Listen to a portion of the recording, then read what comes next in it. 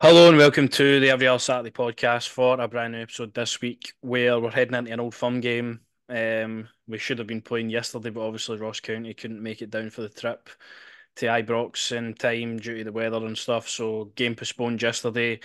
I mean, you can look at it each way. It gives you more time to prepare for a massive old firm game on Saturday, or you would rather the points to be on the board before then. Leaves us with two games in hand now over Celtic. So I mean, it's down to the nitty gritty. Two games before the winter break as well, so hopefully going to finish strong. With these two games coming up against Celtic and Kilmarnock. There's also been transfer news. It's been pretty early actually. We don't really get transfer news before the window even opens, but Fabio Silva of Wolves looks set to join on a season long loan until June. So that'll be interesting, and we'll talk about that in this episode as well. If you do enjoy, please like, subscribe, and share. The podcast always very much appreciated. Firstly, then we'll go on to the news of the day. We would have liked to have talked about the game yesterday, but that obviously didn't happen. The news we get is through Fabrizio Romano. He's here we go. Fabio Silva to Rangers. The Wolves striker will join pretty imminently. Clement and Niels Coppin, obviously incoming sporting director, are crucial to make this deal happen. So I think, obviously, when the rumours came out about this one, it was interesting that Celtic and Rangers were in for this guy. Clearly, a guy who's had promise through his career, maybe got that big move too early in his career. I mean, he was only a teenager at the time. Big money. He's been out on loan to Anderlecht and PSV. He's done decent there, to be honest with you. He's still not a prolific goal scorer, but he's scored goals over in his two loan deals. He's come back to Wolves this season. He's played I think he's played 8 games in the Premier League, all kind of sub appearances, but Wolves looking to get him off the wage budget anyway. And in the summer, I would imagine he'll probably leave the club on a permanent, but we've got him until June. What does this signing kind of spark for you? Does it mean we'll maybe not go down the Lord and Shankland route, or Mm. are you happy with us? Well, you can. It's a decent. It's obviously a decent move. We're getting a forward in, which we've desperately needed. That can actually hopefully put the ball in the net. As you say, maybe got that move too young. Could have maybe done a couple of seasons at Porto, obviously, before getting a big move to the Premier League. But for me, I'm just. You look at him last night, Lawrence Shanklin. I'm just thinking to myself, there's a guy that we probably should be doing everything to get for me. I know obviously this young lad coming up, done decent in Belgium and also in Holland leagues. You could probably compare to our league. But I mean, I can't really hang with him until obviously I see him in the jersey playing for us. But it's a decent bit of business. If the manager wants him, I fully trust it. I fully trust it if the manager wants him. But for me, I'm just looking at Lawrence Shanklin. I'm looking at what he's done so far this season. I'm thinking to myself, that's the guy we've got to be doing everything to get for me anyway. Nah, I think in January anyway, I don't think Niels Coppin coming into the job will have a lot of budget to really play with. So I think he's probably trying to maximise that as well. Looking at if you maybe spend your whole budget in January on one guy in Shankland, it could it's a difficult one. I think this rules out us going for Shankland because I can't see us Shanklin. having Danilo, Dessers, Roof, Lammers, and Fabio Silva on the books at the same time. Obviously, if you get ready, maybe Roof, but he's probably I can't see Roof playing for a while. Then if we've went and got this deal done as quick as possible, because I think that's what the Lawrence Shankland deal with him maybe a halted is. We need a striker in, we need one in really quickly. Mm. Obviously, the loan deal was the perfect way to go about that. I think this makes sense for that. A guy obviously coming in looking to kind of recapture his form and maybe prove a lot of doubters wrong. I think the Shankland thing would have went on far too long throughout the window. I think you could be looking at that as like a deadline day signing. To be honest, I think that's how far it would have went with two clubs maybe talking and bids getting rejected and whatever else. So.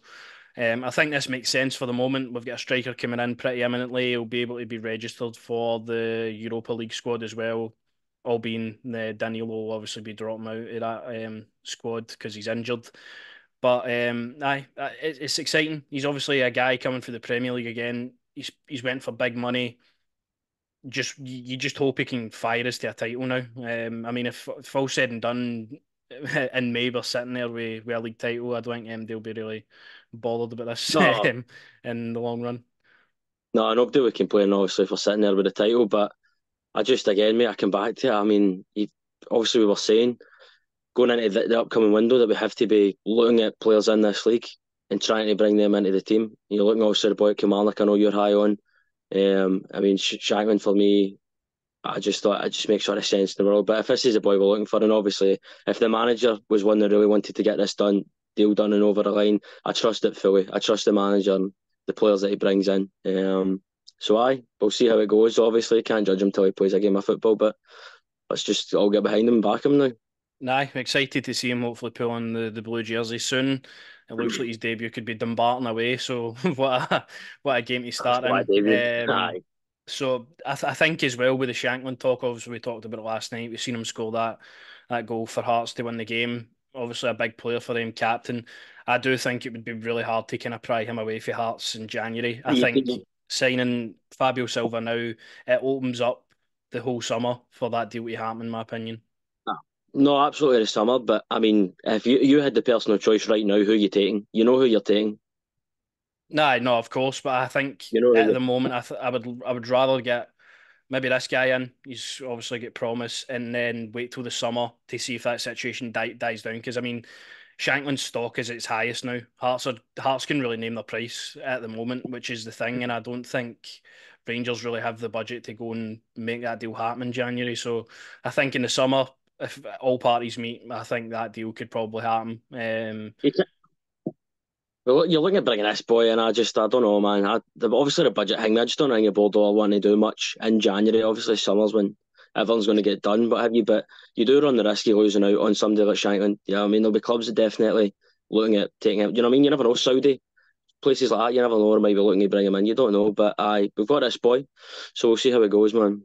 Nah, we'll see what else happens in January. But Fabio Silva at Rangers looks to be kind of set in stone. Hopefully, in the next couple of days, we'll get that one announced, and he'll be into the squad. Maybe for even the Kilmarnock game. Actually, I forgot that's actually Mm. pretty soon. So we'll see how that goes. But definitely a bit of an exciting signing. And then we go into Saturday's game, which is the Old Firm game. I mean, there's massive amounts of stake lying on this game as always. Rangers go in this game unbeaten under Philippe Clement. Celtic, two defeats out of the last four in the Scottish Premiership. They've let Rangers really slip back into the title race again. Rangers obviously with the two games in hand as well. It's a massive game at Celtic Park on Saturday. It's huge. Rangers will go there again. We had a depleted squad, and that's something that I was actually thinking.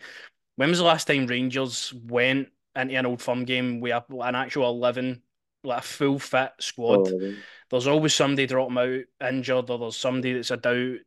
In the game before, somebody gets injured, which is annoying. Goldson's obviously this game's one. John Lundstrom, I still feel that he'll make this game. I don't feel like Lundstrom is a guy who'd really go and sit out longer than he has to. I think mm. the ankle injury obviously looked a bit tough, but he played on through it. And I think bearing all any kind of late stuff, he'll be in the squad for Saturday. I would like to hope so. Goldson obviously went down, the Motherwell away, came off, groin kind of strain. I still feel that he'll play as well. I don't feel that we can miss Connor Goldson and John Lundstrom in this game. For me, obviously, Dowell's done really well when he's came in alongside Sterling, but I think you'd really need the two of them to be starting this game. No, massively. You needed to maybe starting this game, and that's why probably no playing the game last night was maybe a blessing in disguise. Just obviously get these guys back for the weekend. For me, I kind of like the idea of maybe playing Lundstrom and Sterling with each other for this game. But it's a massive one. It's massive. Obviously, if we'd played last night, obviously going into the points, if they already looking at the table, and we're thinking yourself, right, come on. But it's a massive game. Definitely coming up here, man. Nah, it's a huge opportunity. Obviously, we'll go there with we know away fans. That's another debate for another day. But we'll go there. We'll be up against it. Celtic Park will be rotten. They'll know this is a huge opportunity to get a nose front in the title race again. So it's all going to come down to these games. Obviously, Celtic have been kind of underperforming in games against Hearts and Kilmarnock and St Johnstone even to a degree. I think their football is suited to playing against teams like this. They'll just sit in and they play slow enough. But I think the game will open up against Rangers, and it might suit us a bit more. To be honest with you, breaking at pace, McCausland and Seema and Cantwell hopefully finding areas of the pitch to kind of manoeuvre in. But it's a huge game for a lot of these Rangers players. Have stepped up. against Real Betis away from home against all odds. They've stepped up against Aberdeen and delivered a cup. Now it's time to step up and beat your fiercest rivals and really go and stake a claim at the top of the league table. So, aye, the team that I've put out, obviously I've said Lundstram there, but I think going in kind of what's been played. I think the same team at the played against Motherwell will probably come in for this. At the moment, we'll hear from the manager, obviously tomorrow if Lundstrom makes it. But um, I think Kieran Dowell's done himself no harm. I just prefer more of a kind of defensive midfielder in that area. Um, the rest of the team, obviously, you look at the left back area. Barisic has been missing for the past I couple of mean, games. Aye, that's maybe a debate there. if I see Barisic start on the team sheet beforehand, I'm just dreading it. The fear kicks in. Obviously, we know for previous there with Barisic. But Yilmaz for me, I'd probably look to play him there. Yilmaz's obviously played the last couple of games. He's had okay games, I would say. I Mm. think maybe sometimes he is his height all the time. He can't do anything about that, but sometimes with his height he does get caught out.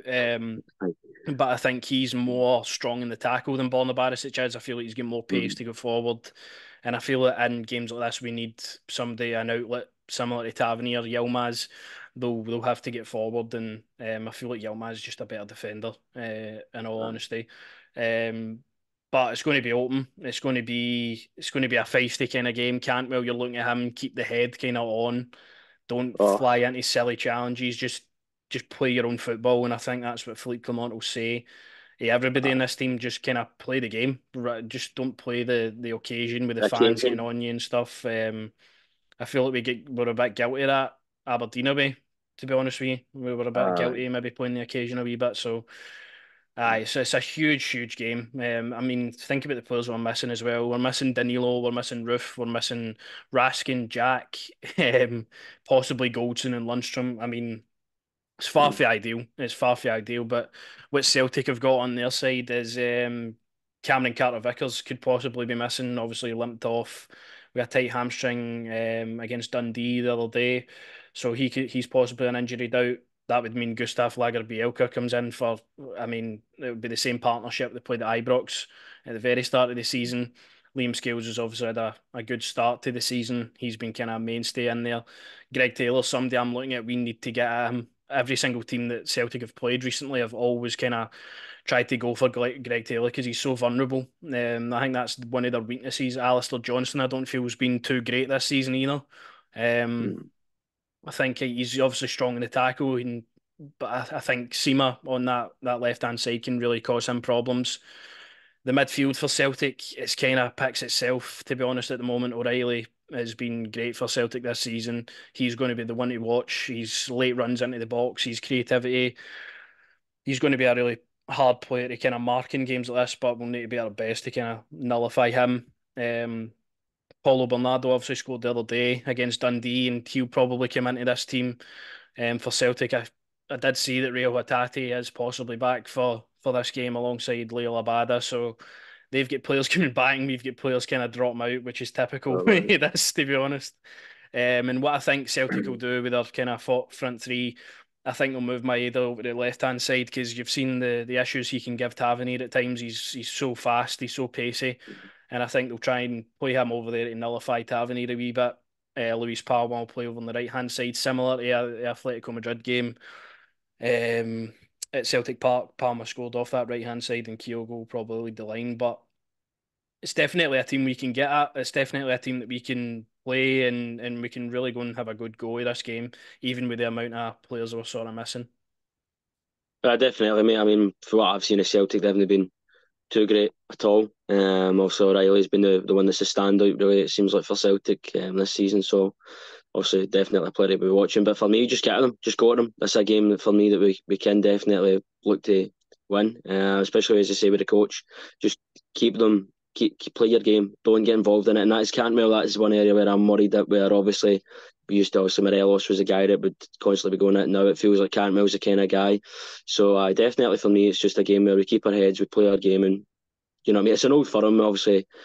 Emotions do take over, but I would like to think that Clement's got the players zoned in and we focus and we just hopefully get the win and we close the gap, mate. Nah, it's huge. It's huge. And it's also going to be a big day for Cyril Dessers. I mean, leading the line the past few games, Absolutely. he's done well. He's got goals. He was unlucky, maybe not got a couple that were offside. That's where he'll need to sharpen up his game. His timings, his runs and stuff like that will need to be sharp in this game because you can't. Celtic are going to try and play a high line to catch that out. Dessers will have to press and he'll have to push them into mistakes in the back line. And when he gets his chances, he has to take them. This has to be a top notch performance for Cyril Dessers leading the Rangers line because we've got no other options. Um, so he'll have to play 90 minutes and it'll be hopefully sheer graft for Cyril Dessers, hopefully putting on a better performance again. But this for me feels like the game that I'm going to make up my mind about a lot of these players. To be honest, if they've really turned a corner, Mm. the Celtic games are notoriously we've shat the bed. To be honest, it's we've shat the bed with the same group of players.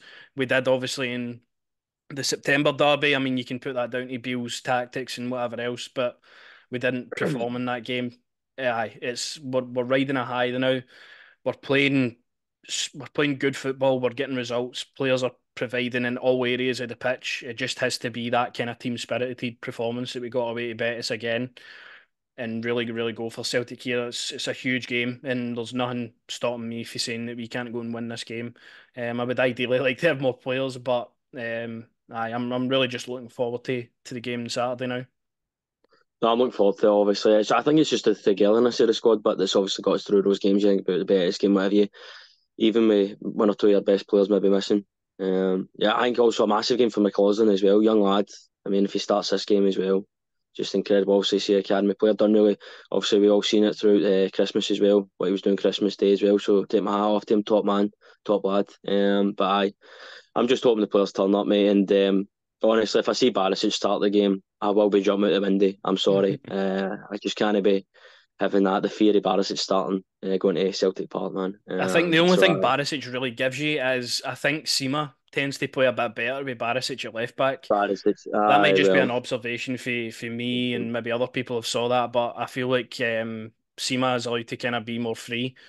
I think Sima he just covers so much ground. He's going to be so right. key in this game to driving us forward and even back. I mean, the way he covers the wing backs is brilliant. So, aye, it's a huge game for Dujon Sterling again as well. Hopefully, kind of kicking on in that area of the pitch. He's been absolutely Aye, fantastic been in midfield. sensational. And you think Been about sensational. his kind of pace and his drive forward, and also he's pretty strong in the tackle as well. I think he could be key in the middle of the park. And if Kieran Dow does start the game as well, I think he's been absolutely exceptional for the past couple of games. For missing the amount of football that he has to come in Aye, and play 90 minutes back to back, obviously scoring the opening goal at Motherwell.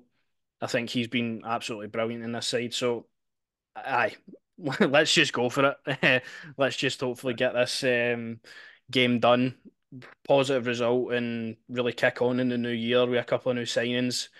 Obviously, Fabio Silva is number one of them, and see where we end up in May. that's the plan, mate. That's the goal. Hopefully, as I say, 3 points, and we'll see where we go for there. Aye, hopefully, I mean, we'll just go. We see what happens, man. And I've just seen Fabrizio Romano's tweeted there. He says, told Hearts are preparing to offer Lorne Shankland a new deal after several clubs were interested in signing him in January. Shankland's 18 months left in his contract, so it looks like Hearts are trying to tie him down.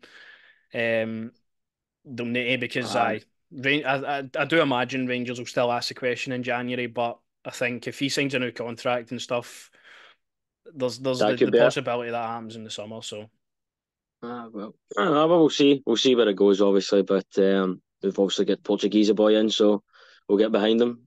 We'll go mm, there. aye, all focus on Saturday now, and aye, we'll be back next week covering the Kilmarnock game and looking back at the Old Firm game as well. And then after that, I'll be kind of looking to signings and tier list stuff and all that, was obviously a good fun every year. So, Aye. aye, until then, we'll see you.